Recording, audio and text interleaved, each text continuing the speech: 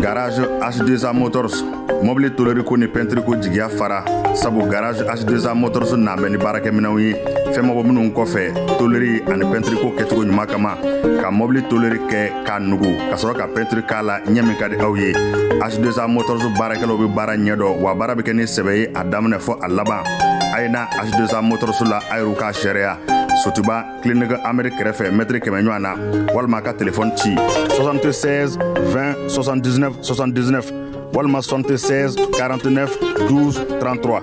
Garage H2A Motors mobili toleri na peinture ko la wasa da don.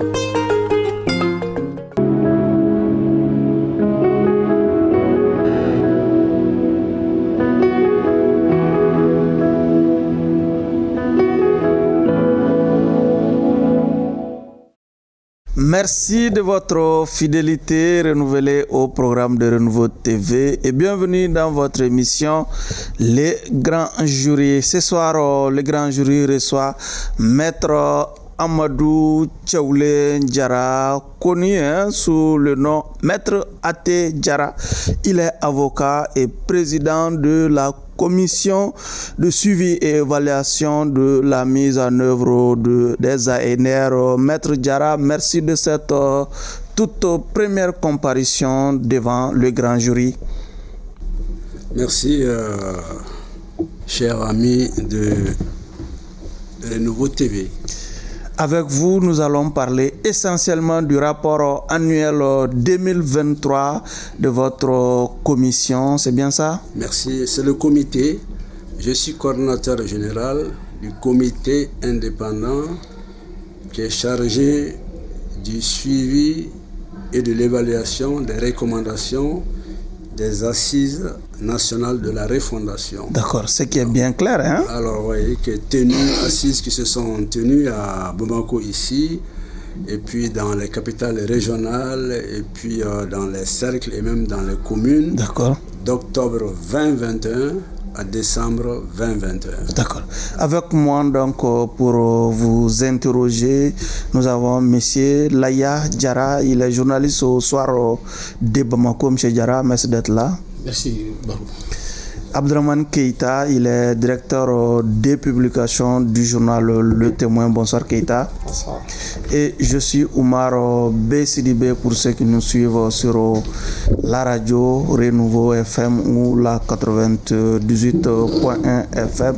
Maître, vous comparaissez devant le grand jury. Un regard sur la composition du jury devant vous juger ce soir. Oui. Le jury, il est bien composé selon vous? Oui, d'accord, le jury est bien composé et puis je suis bien à l'aise en venant ici, et bien que j'ai dérogé à en fait un principe parce que normalement la porte d'entrée du comité en matière de communication c'est le directeur Cheikh Amala Diarra et Salif Sanogo. Mais on ne peut pas refuser un plateau comme le vôtre, si c'est pour la diffusion, en fait, et des mises en œuvre des recommandations des assises nationales de la refondation, parce que le chef de l'État lui-même, il tient à cœur. Et c'est pour cette raison que j'ai dit, je ne vais pas me débiner, je dois venir et puis dire ce que c'est que le comité indépendant, ce que nous faisons, et en fait, nos rapports avec le gouvernement, et ce que nous avons fait jusqu'ici, ce que le gouvernement a fait, ce que le gouvernement n'a pas fait, et ce que le gouvernement devrait faire. En tout cas, nous sommes aussi pressés d'en savoir sur ce que vous êtes en train de faire au niveau du comité chargé du suivi et évaluation des ANR. Keita, nous avons Maître Até Diarra. Bon, Maître Até Diarra, de prime abord, c'est un client alléchant. À cause de son parcours qu'on connaît très bien, de la place qu'il occupe et qu'il a occupé jadis. Moi je l'ai connu depuis qu'il était avocat encore à Arusha, si j'ai bon nom. Il défendait dans le cadre du tribunal, n'est-ce pas? Spécial crié pour le Rwanda à l'époque. Oui, j'ai été au Rwanda, mais je n'ai pas défendu Ah bon, vous étiez là-bas quand même, vous avez des liens quand même avec... J'étais là-bas en 99. Donc vraiment, c'était vraiment l'invité idéal pour les droits de l'homme, pour parler des droits de l'homme ici. Mais nous sommes un peu au regret de constater que sa comparution va se consacrer spécifiquement à ce rapport. Mais je pense que nous aurons vraiment des brèches dans lesquelles nous allons nous engouffrer pour un peu glisser vers ce qu'il incarne en tant que personnalité dans la vie publique. C'est dans les années. Ah bon, d'accord. C'est dans les années parce que c'est clairement dit qu'il s'agit donc de bâtir un Mali, vivre ensemble, soucieux du développement et respectueux des droits de l'homme. Ah, voilà. Donc, merci beaucoup. Si vraiment cette dérogation, ce petit virage-là est déjà permis, donc vraiment on est à l'aise, on sera à l'aise. Je pense que les téléspectateurs et les auditeurs de cette boîte vont en tirer vraiment suffisamment d'enseignements. Laya? Oui, Athée, c'est quand même un monument, une bibliothèque. Mais comme au grand jury ici, bien que nous ne sommes pas des juges jugeants, mais je crois que juger c'est difficile. Mais aussi juger un avocat, c'est compliqué. Et pour cet exercice, moi je crois que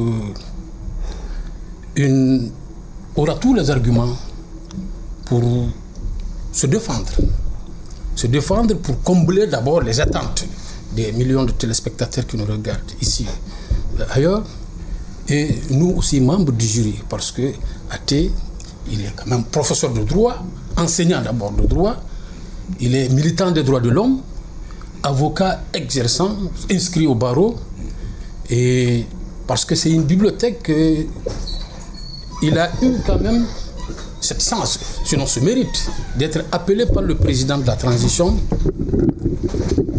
pour coordonner ce comité. Et je crois que ce comité a fait son chemin, il a fourni des rapports, et c'est une occasion pour nous de rentrer un peu dans ce rapport et d'aborder certaines questions qui constituent des préoccupations pour les Maliens. Et je crois que c'est un avocat, il a toujours quelque chose à dire, quoi. Et je crois qu'au cours de cet exercice, il va se défendre avec tous les arguments qu'il a l'habitude de développer au prétoire pour sortir de cet exercice. Pour être totalement transparent avec nos téléspectateurs, je dois avouer que Laya Diarra et moi-même sommes tous vos anciens étudiants à la faculté des sciences juridiques et économiques actuelle FSJP, si je m'abuse. Donc c'est la transparence, elle est faite. Nous sommes aujourd'hui amenés à faire un exercice très difficile. Abdourahmane Keïta, c'est l'élève aujourd'hui qui a, en tout cas, qui est appelé à juger le maître Keïta. Déjà, ça doit être difficile. Moi, vous êtes élève, moi je suis parent. Moi je suis parent, donc il y a tout ça, mais en réalité, nous saurons faire abstraction justement de nos trucs là pour le bien public, puisque nous sommes quelque part aussi au service d'une audience et des auditeurs. Je pense que ces relations un peu purement personnelles ne vont pas jouer sur le déroulé de cette séance. Je dois avouer aussi que Maître est énormément apprécié par, en tout cas, ses anciens étudiants de la faculté et même ceux qu'il a eu à encadrer au niveau déjà de son cabinet. Maître, déjà, qu'est-ce que vous ressentez d'avoir en face de vous vos anciens étudiants de la faculté? Bon, moi d'abord, j'ai pas en fait ce qu'on appelle le complexe de supériorité. Parce que je sais que enseigner, c'est un devoir. C'est un devoir, et quand vous enseignez à des étudiants à leur sortie, en dehors des amphithéâtres, c'est le principe de l'égalité. Est-ce qu'on est d'accord? En dehors de l'amphi, c'est le principe de l'égalité, parce que vous savez, moi j'ai enseigné aujourd'hui à beaucoup de magistrats, mais quand je vais devant eux, c'est vraiment la différence. Au barreau, c'est la différence. Donc, je les respecte en tant que président de juridiction. Oui. Je les respecte en tant que tel. D'accord. Voilà. Cela dit, là, il y a déjà un mot sur le parcours de maître. Bon, Il est avocat, enseignant, oui.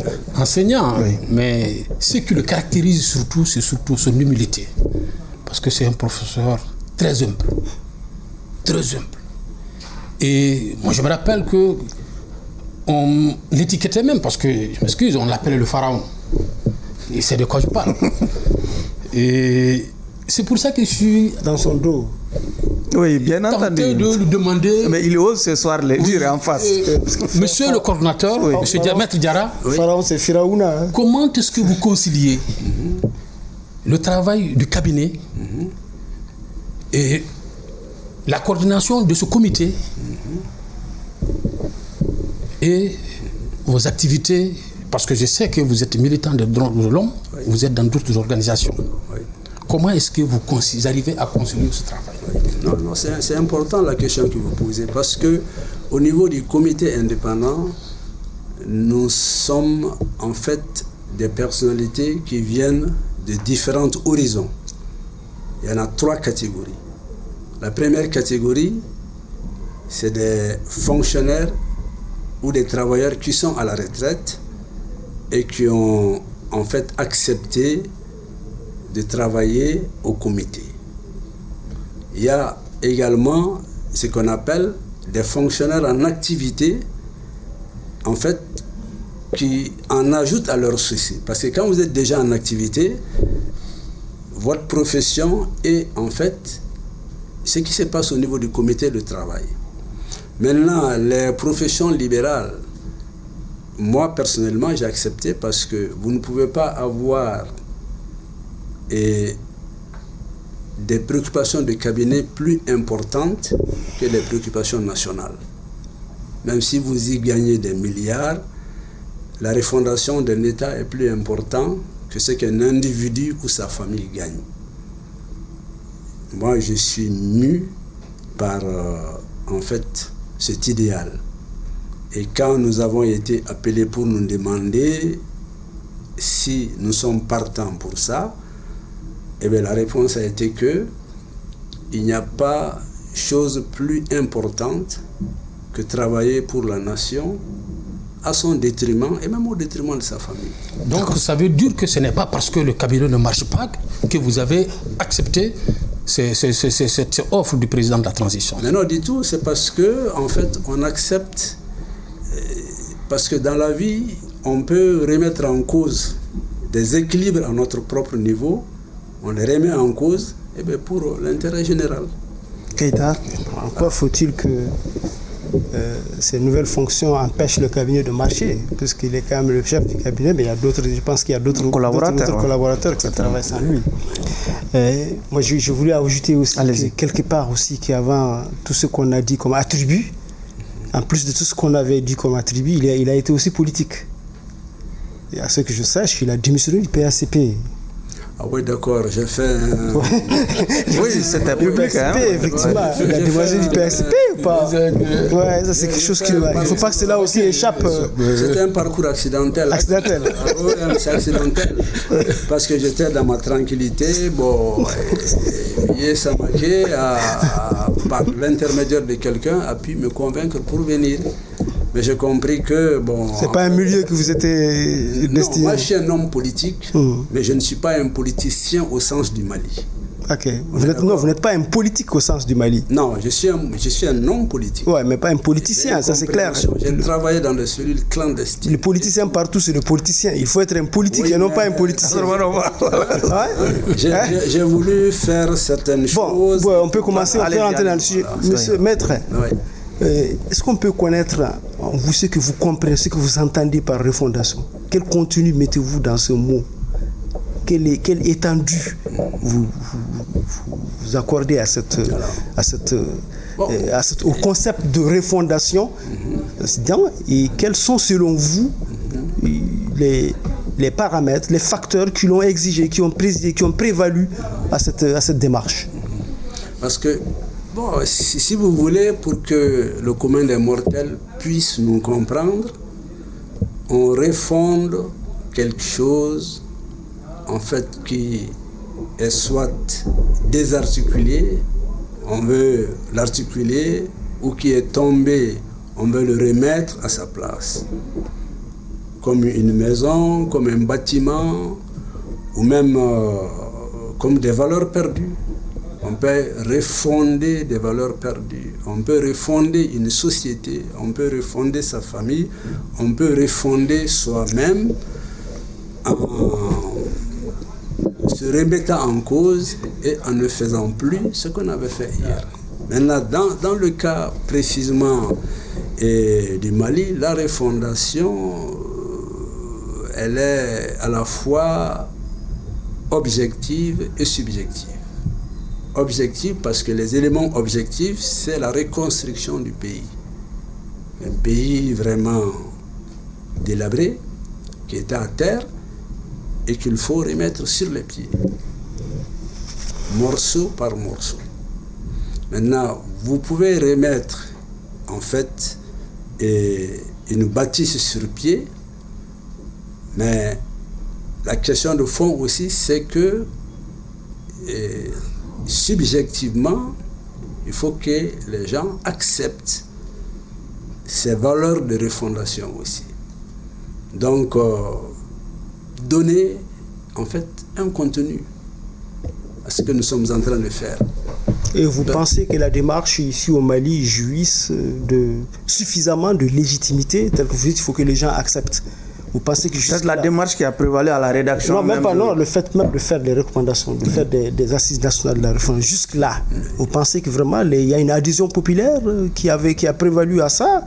Oui, vous êtes sûr? Parce que moi je me rappelle que depuis le panel, il y avait des gens, il y avait des tendances aussi au Mali qui avaient refusé de participer de cette façon, mais on a comme l'impression que le processus a été un peu tiré par les cheveux. Certes, vous l'avez dit, au niveau des cercles, au niveau des communes et partout ça a été, mais avec quelle participation? Est-ce que ça bénéficie selon vous vraiment d'une démarche participative qui lui confère la légitimité qu'il faut? Il y a une adhésion populaire parce que quand même nous avons ce qu'on appelle l'arsenal des travaux de la conférence nationale de 92. C'est un avantage. Et nous avons également en fait l'arsenal du rapport qui a été établi lors des assises nationales de la refondation. Si nous faisons en fait la comparaison, eh bien les assises nationales de la refondation ont été quand même une assise populaire. Pourquoi populaire? Parce que il y a pas mal de secteurs qui ont participé et qui sont venus à Bamako et qui ont en fait établi 517 recommandations. Vous êtes là en train de faire une comparaison entre la conférence nationale et... Non, je vais vous dire, c'est le caractère populaire. Populaire. Vous pensez que les assises ont été plus populaires que la conférence nationale? Ben moi, de mon point de vue, oui. Ça, je l'assume. Ah bon?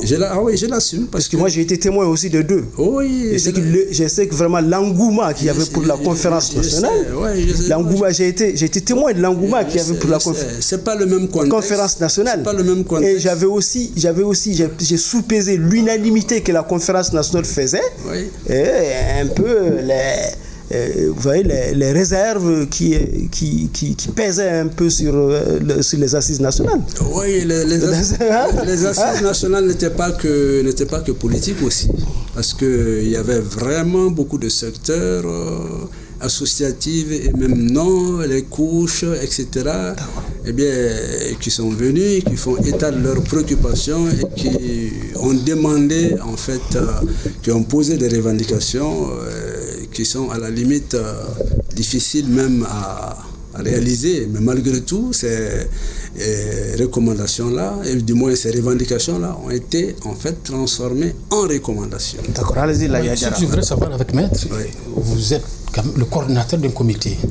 Mais est-ce que vous pouvez nous expliquer les missions qui sont assignées à ce comité et quelle est la durée de votre mission? Voilà. D'abord, nous avons une durée de 5 ans, selon en fait le décret présidentiel qui nous a nommé le comité. C'est 34 personnalités, comme je l'ai dit, issues de différents horizons.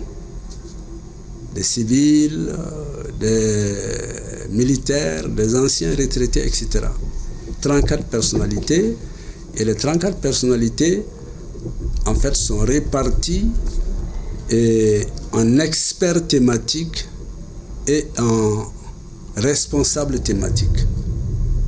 Les responsables thématiques, la plupart ont participé aux Assises nationales de la refondation.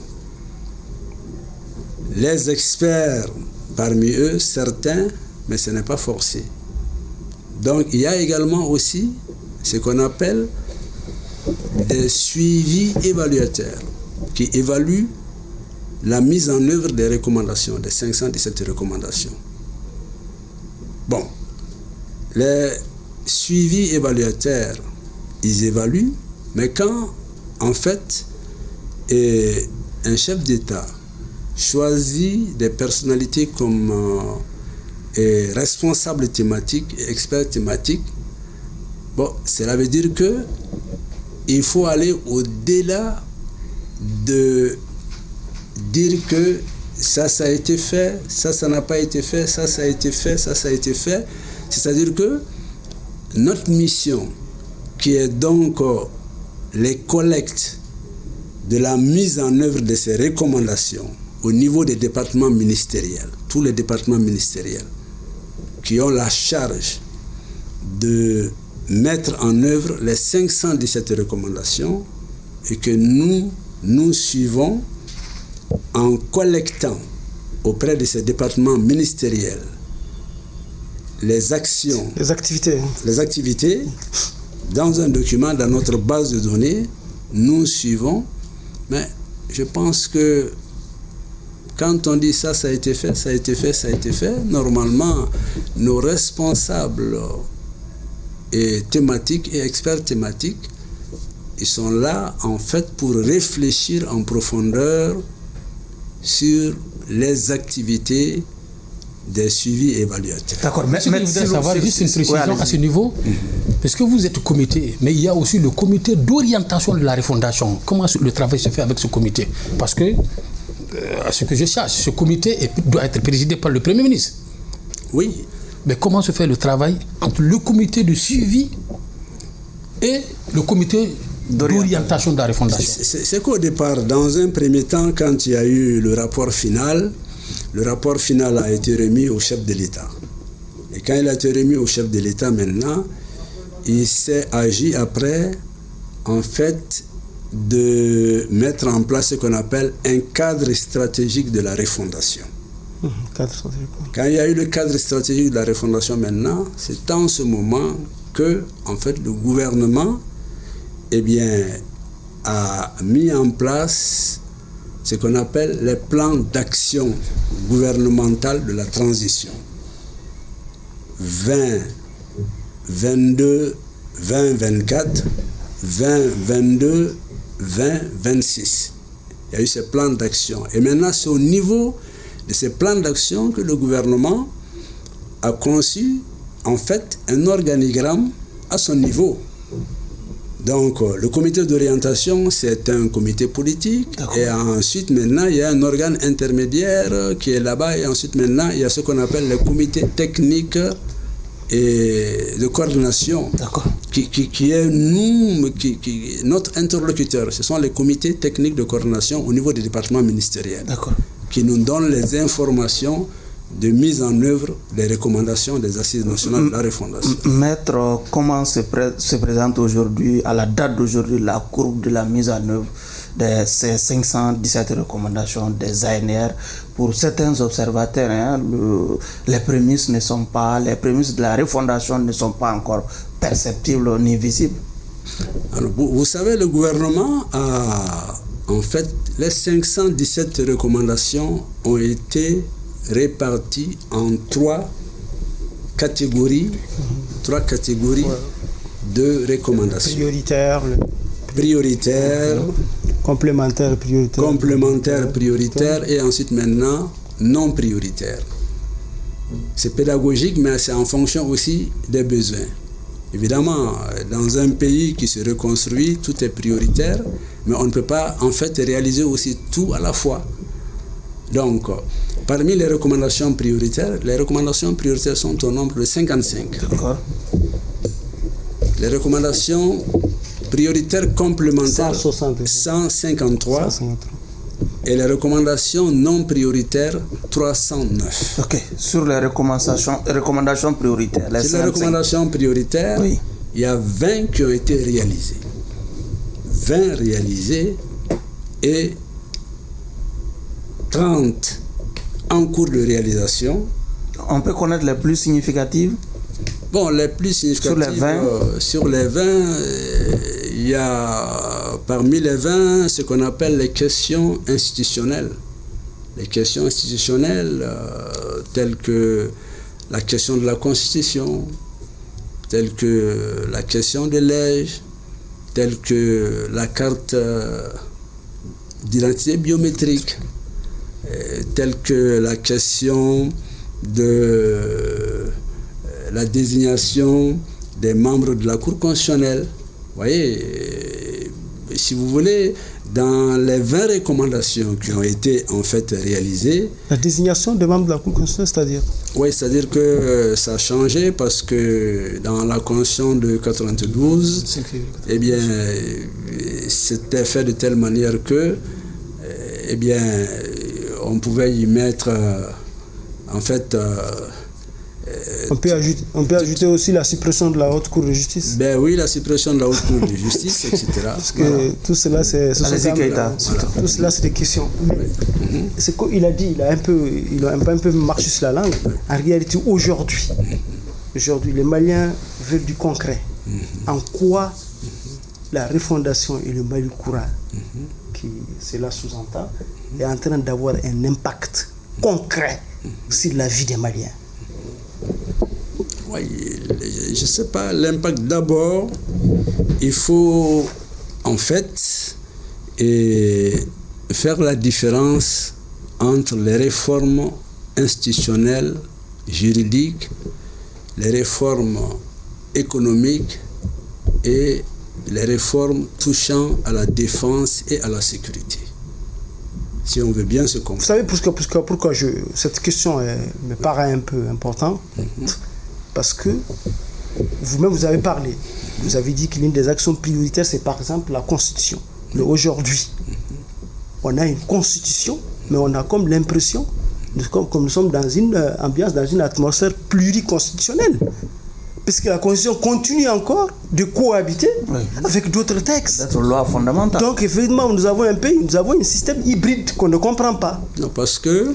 Est-ce que cela peut se... La Constitution du 22 juillet 2023, qui a été en fait adoptée à la suite d'un référendum, cette Constitution, en fait, annonce la 4e République. Mais vous savez, tout le monde, comme moi, qu'en fait, le nouveau naît sur les cendres de l'ancien. Ça, c'est clair. Le nouveau naît sur les cendres de l'ancien. C'est comme un serpent qui sort de sa mue. On est d'accord? Parce que la Constitution du 22 juillet 2023 qu'on est en train d'habiller, parce qu'il y a des lois qui ont été prises, mais en même temps, il y a à peu près 21 lois organiques qui sont sur le bureau du Conseil national de la transition, qui font que, comme je l'ai dit de façon imagée, c'est comme un serpent qui sort de sa mue. Nous avons une constitution, mais pour qu'elle soit complètement fonctionnel et qu'on mette fin à les références de texte là, il faudrait que ces lois organiques qui sont sur le bureau du Conseil national de la transition soient votées. Est-ce qu'il s'agit de ça seulement? Il s'agit aussi de sortir de la refondation.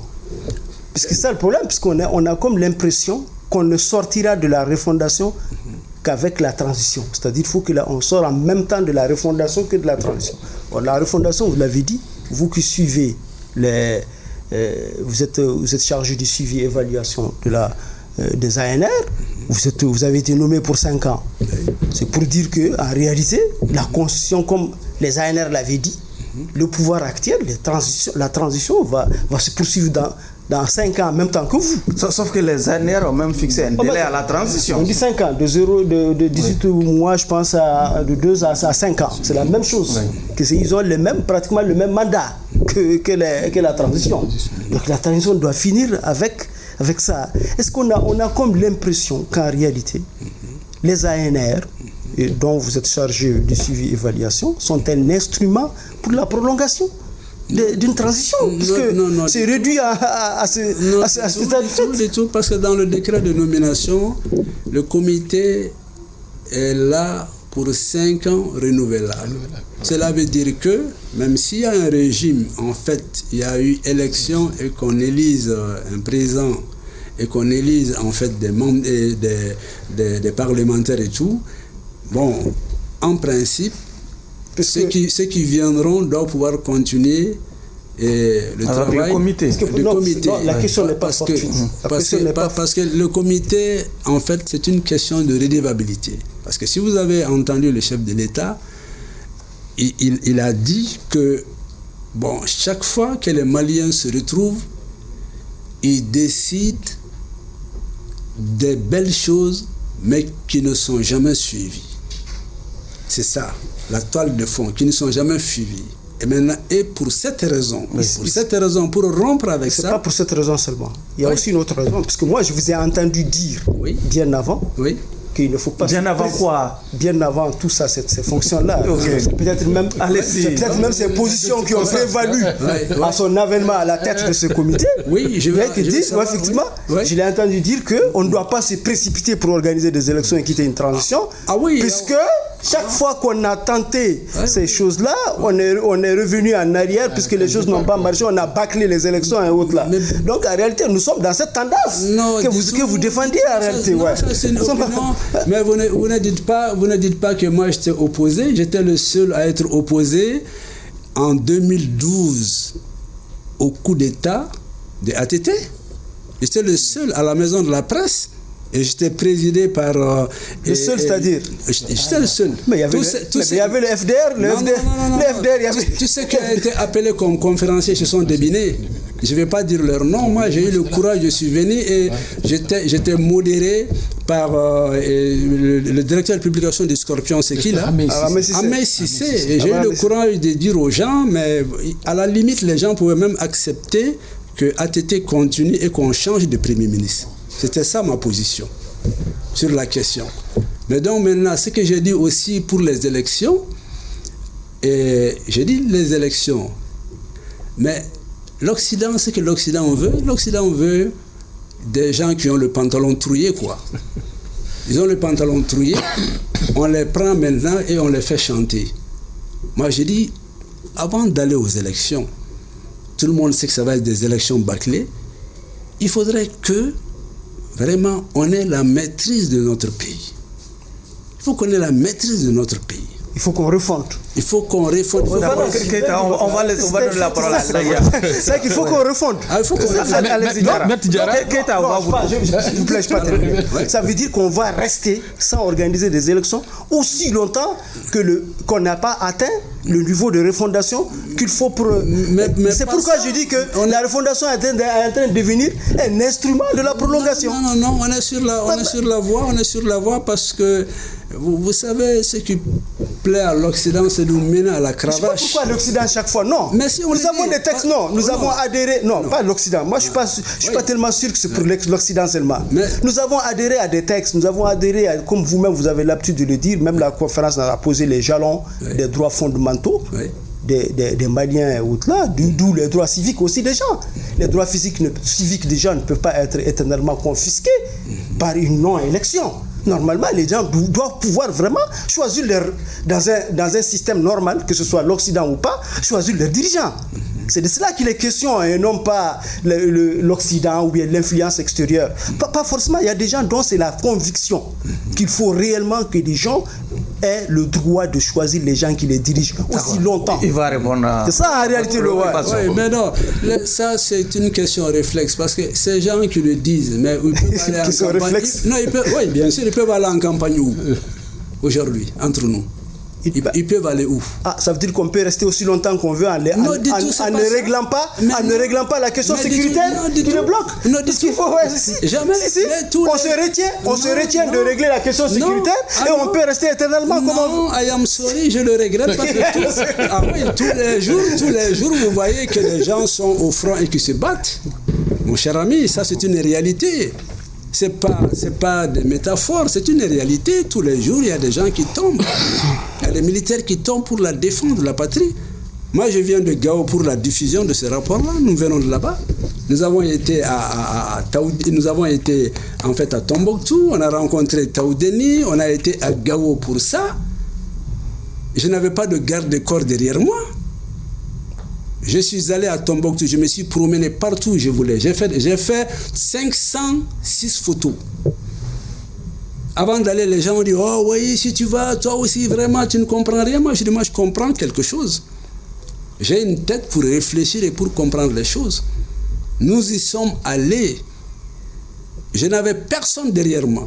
J'ai fait le marché, je suis allé prier à Sankore, je suis allé prier à Guinguerbet, je suis allé prier dans la mosquée de El Saouti. C'est ça, je suis allé. À Gao, c'est la même chose aussi. Je suis allé au marché Washington. Je n'avais personne, je suis allé, je me suis marché. Maître Diala, parlant du comité. Voilà. Du comité indépendant de suivi et évaluation. Oui. Et je veux savoir quelle est la périodicité de vos rapports mensuels, trimestriels, semestriels. Merci. Et aussi, je voudrais, vous l'avez dit, c'est 517 recommandations que vous avez catégorisées en 3 catégories. Je m'excuse de la tautologie. C'est ça. Mais vous les avez aussi déclinées en action prioritaire et en action non prioritaire. Mais vous avez donné des chiffres, mais est-ce qu'on peut avoir le taux de réalisation? Oui, d'abord, le comité, les rapports, c'est 3 types de rapports. Rapport annuel, il y a des rapports périodiques, il y a des rapports d'étape. Il y a même des rapports de circonstances pour informer. Par exemple, nous revenons de missions comme ça sur le terrain.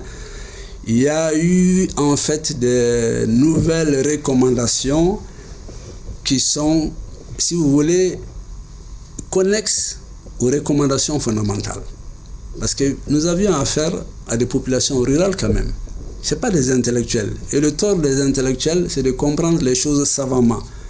Regardez un peu, quand nous avons été à Gao, les Arma, ils ont dit quelque chose, c'est la première fois que j'ai entendu ça. Ils ont dit qu'eux, ils étaient des amortisseurs de la société.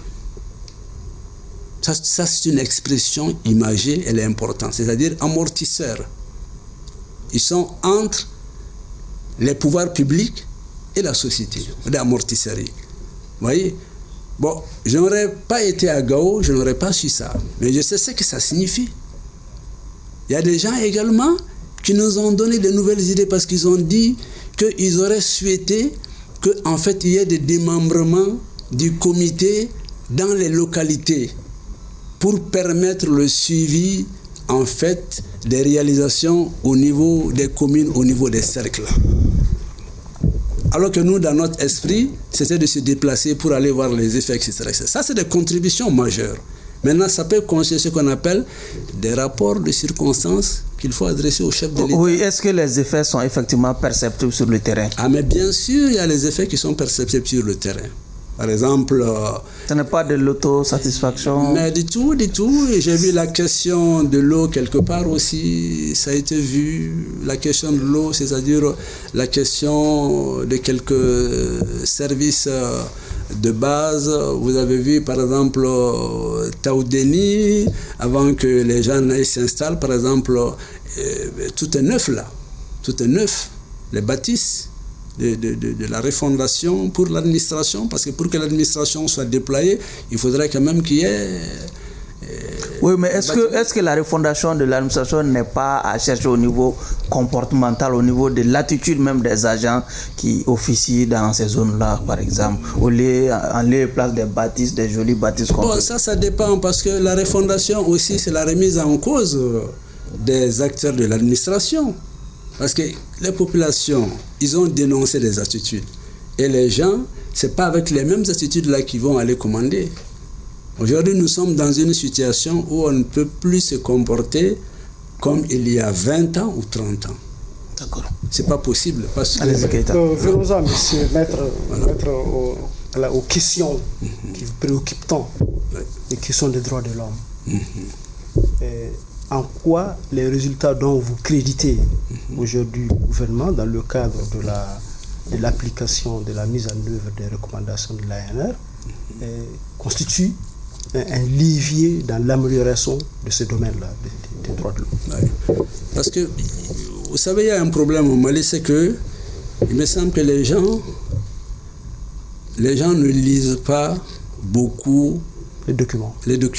Il y a ce problème.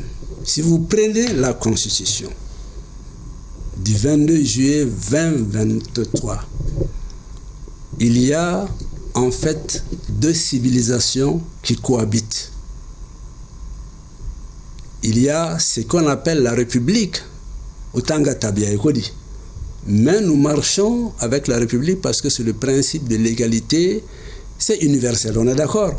Mais en même temps, dans la même Constitution, nous avons revendiqué notre passé en matière des droits de l'homme. Notamment... On a toujours revendiqué ça avec Kourkan-Fouga. Oui, mais ce n'était pas constitutionnalisé. Non, même pas Kourkan-Fouga. Même pas Kourkan-Fouga. Hein. Si vous lisez Ibn Battuta, mais nous avons connu la liberté provisoire. Hein. Nous avons connu ce qu'on appelle le contrôle judiciaire. C'est son terrain quand même. Ah ouais, c'est ça. On l'a connu. Oui. Nous avons connu que quand vous avez vu à Walatan, le commerçant blanc qui a eu maille à partir avec le gouverneur, qui lui a pris 300 discales. Il lui a pris son argent et la victime s'est déplacée pour venir à Niani et il a dénoncé au souverain. Qu'est-ce que le souverain fait? Il a fait venir, il ne l'a pas destitué, mais il a fait passer devant le juge. On l'a jugé et c'est sur la base du jugement qu'il a pris un acte de destitution du gouverneur. Mais ça, on n'a pas de leçon à prendre pour ça, n'est-ce pas? Vous comprenez? Mais vous lisez, en fait, c'est parce que nous sommes un peuple, les intellectuels, ils ne jouent pas leur rôle. D'accord.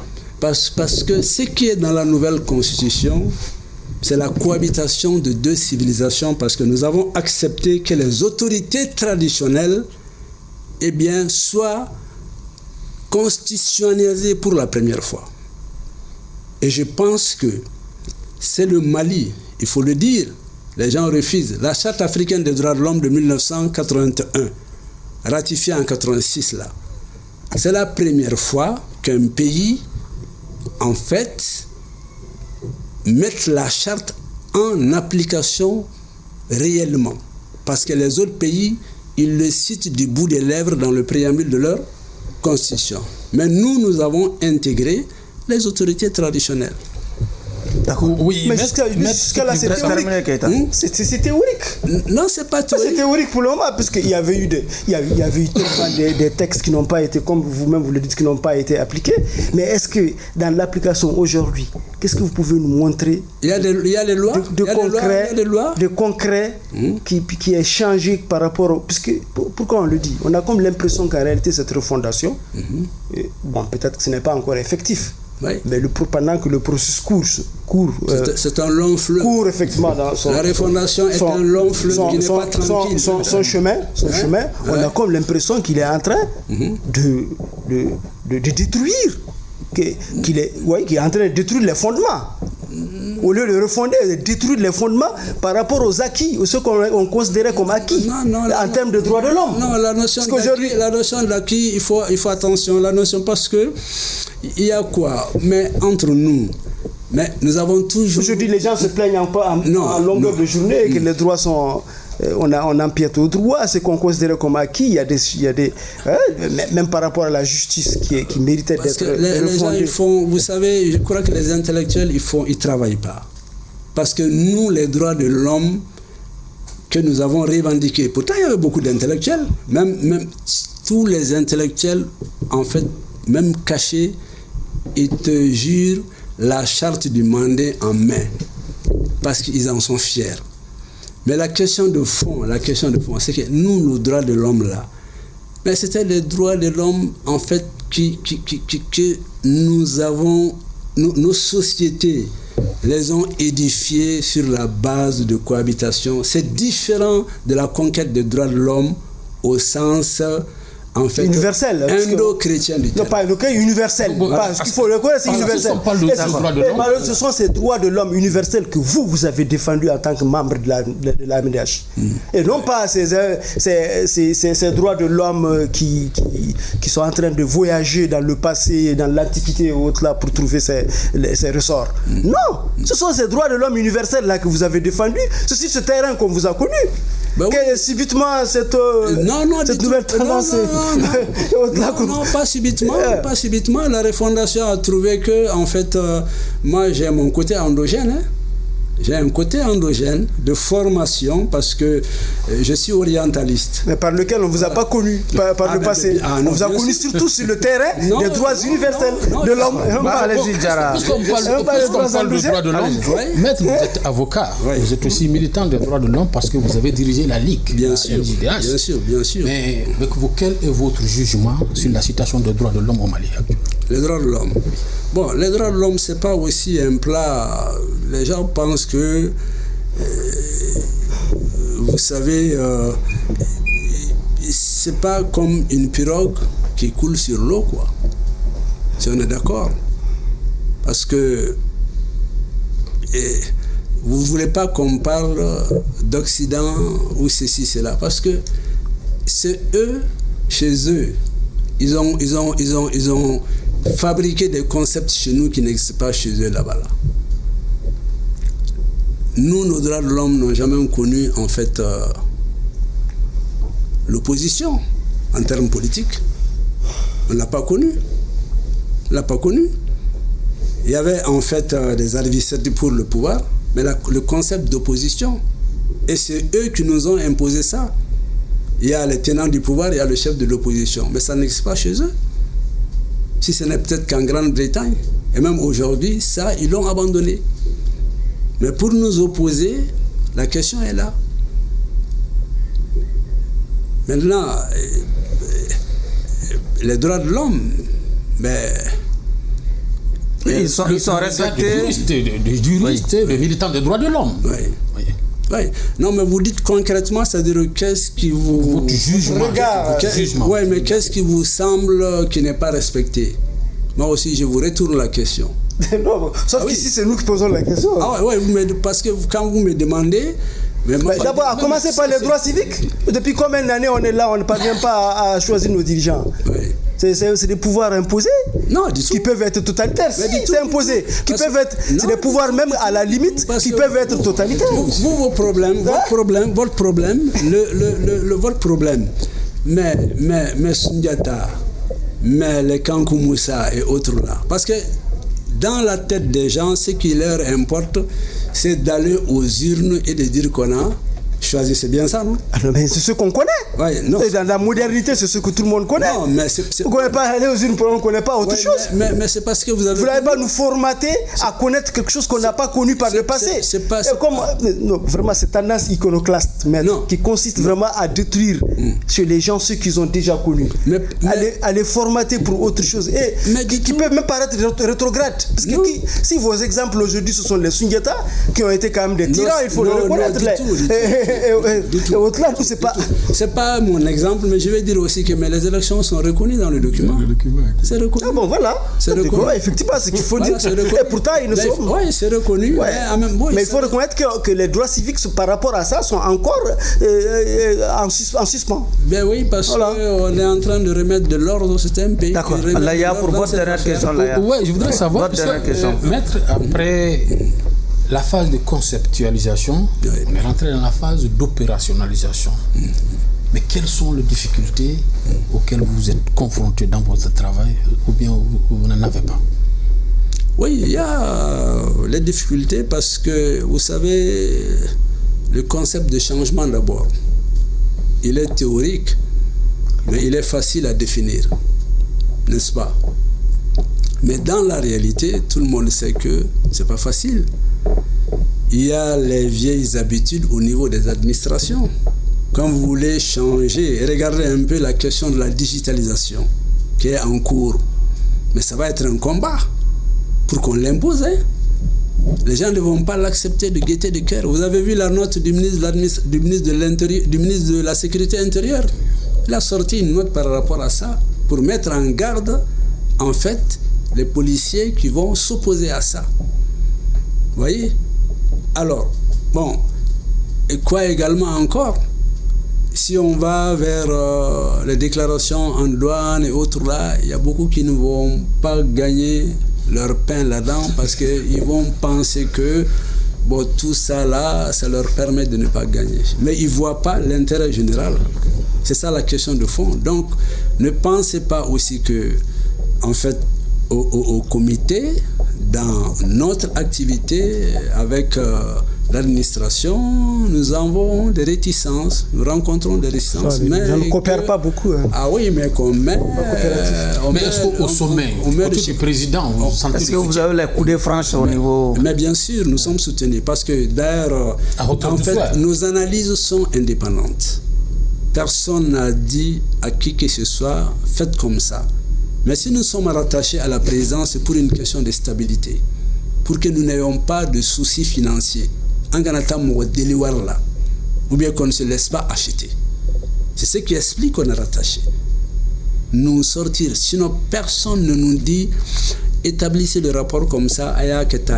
Non, ça se dit pas. Mais je vais juste terminer. Au sorti d'une audience avec le président qui vous a quand même encouragé. Oui, bien sûr. Et vous a aussi donné des assurances. Mais bien sûr. Mais vous avez dit, juste au sortir de cette audience, que quand vous allez rencontrer, vous allez voir des insuffisances, vous allez lui signaler sans complaisance. Et aussi, vous allez lui signaler sans complaisance. Et ça dure que, depuis ce jour jusqu'à aujourd'hui, vous n'avez pas rencontré ce genre de difficultés dans le travail. Ah non, parce que tout ce que nous suggérons, regardez, les états généraux, c'est dans les recommandations non prioritaires. C'est au comité que nous avons estimé que, puisqu'il y a un axe qui s'en occupe, notre axe 4, il y en a 5, l'axe 4 s'occupe de ça, on a estimé que vous ne pouvez pas refonder, vous ne pouvez pas rebâtir un pays si vous ne mettez pas l'accent sur la question de l'éducation.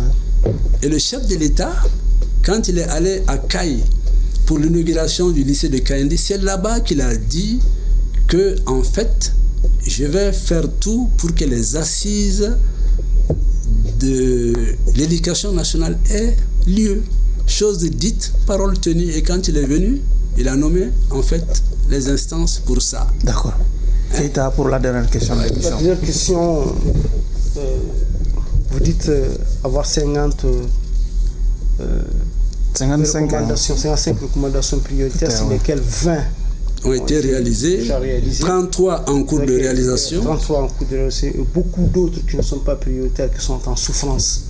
Et moi, je n'ai pas lu votre document, mais quelles sont les recommandations que vous avez faites vous-même pour accélérer la mise en place de la mise en œuvre de ces recommandations? Oui, souvent nous faisons ce qu'on appelle des notes techniques au chef de l'État pour en fait attirer son attention sur telle ou telle question. Voilà, et puis bon, parce que nous sommes là comme en fait des producteurs de rapports et lui signaler ce qui se passe et en même temps un conseil.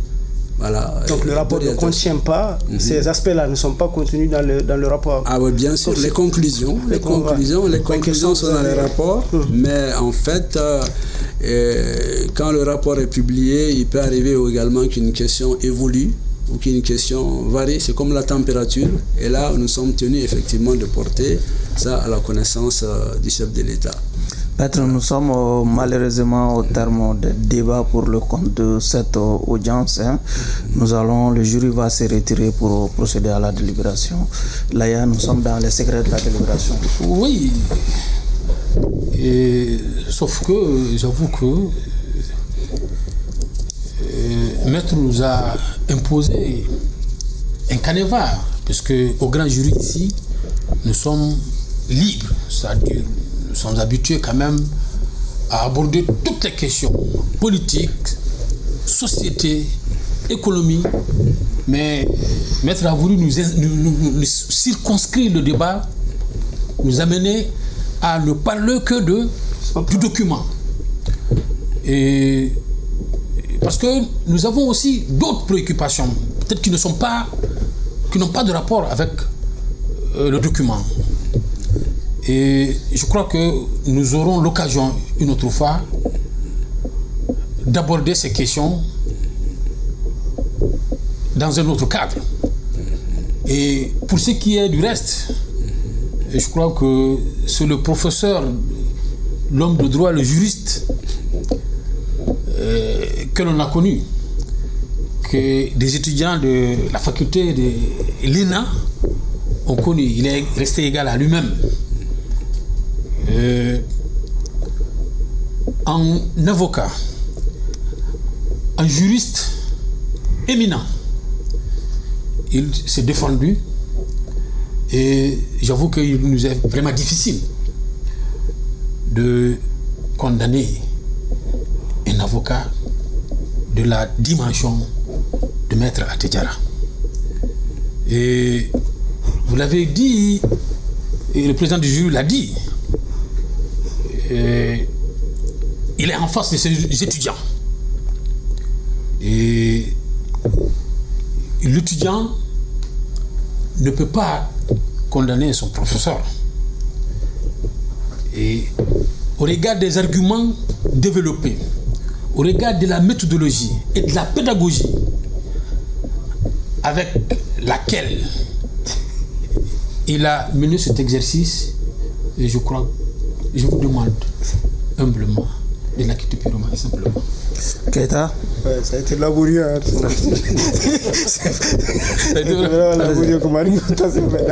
Donc, moi, je pense qu'en réalité, on ne peut pas attendre mieux de Maître que ce pourquoi il était venu ici. Il était venu en homme de mission. Il nous a clarifié dès le départ, il a été clair là-dessus, qu'il était venu pour ça. Et j'apprécie quelque part aussi ses réflexes, parce qu'il parle de réflexes, de ne pas se débiner par rapport aux questions. Il est vrai que c'est beaucoup de questions, on a essayé quand même de déroger à ces principes, et il s'est prêté au jeu. Ce n'était pas très, très difficile. Je pense que Maître ne pouvait pas nous dire ici autre chose que ce qu'il a dit, parce qu'il est en mission. Et s'il devait dire autre chose que ce qu'il nous a dit ici, c'est qu'il allait se débarrasser, se démettre de ce pourquoi il est là. Il est là pour refonder, il a défendu sa refondation. C'est une franchise qui mérite quand même d'être retenue parmi les atouts qui l'ont caractérisé ici ce soir. Et c'est pour vous dire que j'abonde également dans le même sens que... Quelles sont les anciennes disciplines? Pour vous dire effectivement de ne pas le condamner. Au regard de ces deux réquisitoires largement favorables à l'accusé du jour et sans complexe d'infériorité non plus de notre côté, il nous plaît, maître, de vous libérer purement et simplement des liens de l'accusation. Par conséquent, vous êtes acquitté. Un dernier mot. Merci, cher homme de presse. Alors, vraiment, en dérogeant pour venir, parce que j'ai dit, on ne peut pas refuser un plateau comme Renouveau TV.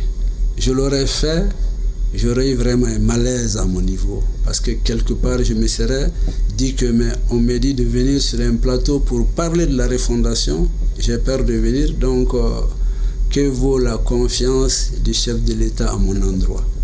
Il faudrait que je vienne présenter mon produit, l'exposer et que, en fait, les gens sachent si vraiment ce que nous faisons, c'est ça ou c'est pas ça. C'est ce qui m'a amené, quoi.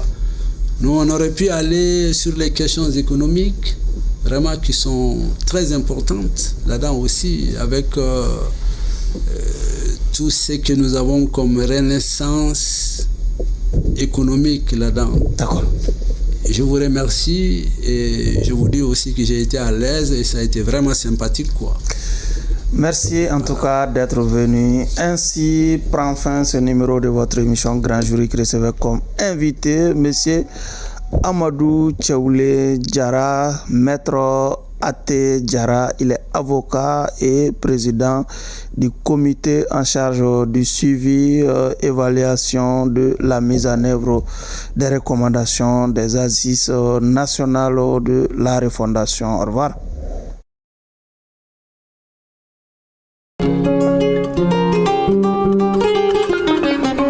Garage H2A Motors mobile tolori ko ni peinture ko jigiya fara sabu garage H2A Motors na bɛ ni baarakɛminɛw ye fɛn mɔgɔ minnu kɔfɛ tolori ani peinture ko kɛcogo ɲuman kama ka mobile tolori kɛ k'a nugu ka sɔrɔ ka peinture k'a la ɲɛ min ka di aw ye. H2A Motors baarakɛlaw bɛ baara ɲɛdɔn wa baara bɛ kɛ ni sɛbɛ ye a daminɛ fɔ a laban.